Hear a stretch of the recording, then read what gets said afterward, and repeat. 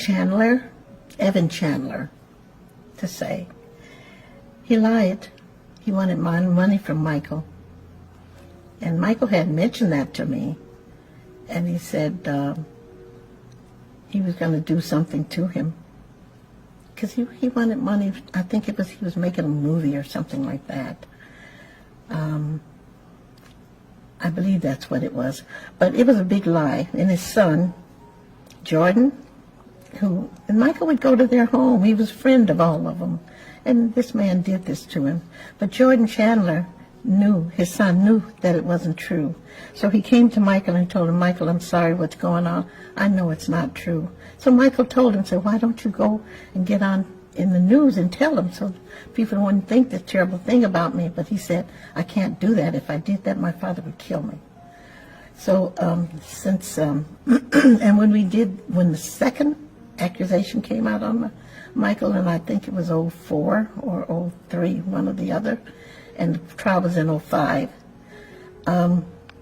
Jordan wanted to be a witness on Michael's side.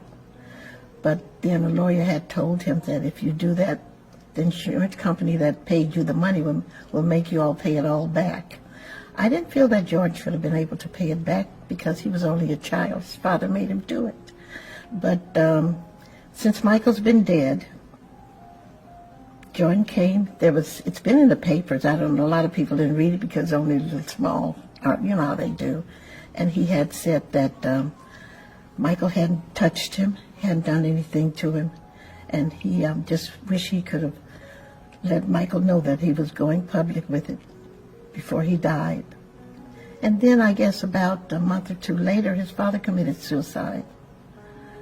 And I always felt it was his father's guilt, that he was lived as a rich man after telling a lie on my son, and they're taking all his endorsements away from it. They took everything Michael had away from him because this lie this man told. And I thought maybe he was ashamed to live any longer. I don't know what it was, but I think it was linked to his son coming out finally and telling the truth. But the thing about it, the news never mentioned it that much, maybe once, maybe. And if you heard it, it was probably late at night. And these people have been living with this lie this man told all the time. And I think the public should have known that it was a lie.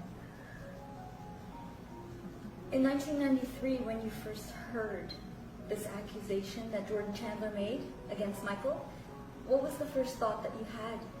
I was so outraged because I knew my son wouldn't do anything like that. And Michael was on tour. And so I called Bill Bray at the time, who was his security guard, and told him, you get back here because they're accusing Michael of something I know he didn't do. And Bill said, oh, we knew about what they were going to say already. Say, it's not true, so it's going to go away.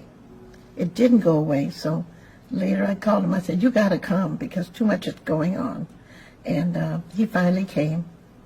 Did you speak to Michael? Yes, I did speak to Michael. What did you say to him?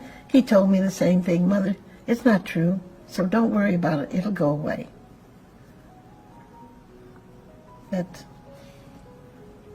And then when it was in the news that the boy was paid $21 million as a settlement, what were your thoughts? Oh my God, I was so upset.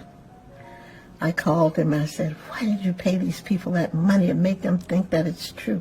He said, I didn't, it wasn't me. He said, the lawyer said that would be best for me to do because here I'm out here on tour and it would be a big thing. And I guess they thought I shouldn't think about what I guess they thought, but I guess his tour wouldn't have gone so well.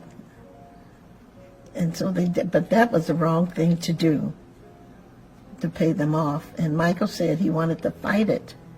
And they told him, no, go ahead and pay him because we have, they have this tour in front of them.